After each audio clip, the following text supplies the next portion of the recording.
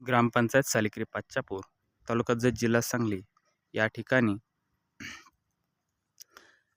18 मार्च 2026 रोजी सायंकाळी 4 वाजता सोसाट्याचा वारा आणि प्रचंड पाऊस यामुळं शेतकऱ्याचं अतोनात नुकसान झालेलं आहे.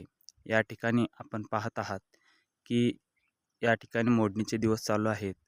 त्याच पद्धतीनं ज्वारी रानामध्ये पसरलेली होती आणि सदरची ज्वारी पूर्णतः भिजलेली आहे.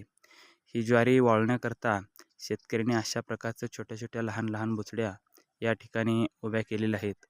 तरी सदरच्या ज्वारीला मार्केटमध्ये रेट मिळत नाही, कारण का ही भिजलेली ज्वारी आहेत असं म्हणतात. त्यामुळं शेतकऱ्याचं या ठिकाणी प्रचंड प्रमाणात नुकसान झाले आहे. सदरच्या शेतकऱ्यांना शासन स्तरावरती योग्य ती आर्थिक मदत मिळावी अशी विनंती या ठिकाणी आम्ही करत आहोत. त्याच पद्धतीनं या ठिकाणी पंचनामा मोठ्या प्रमाणात चालू आहे, परंतु सदरच्या शेतकऱ्यांना या पिकातून वगळण्यात येत आहे. कारण का सद्यस्थितीमध्ये उभं पीक पाहिजे असे म्हणतात, परंतु सद्यस्थितीमध्ये काही शेतकऱ्यांनी रास करून धान्य आपल्या घरामध्ये नेलेलं आहे.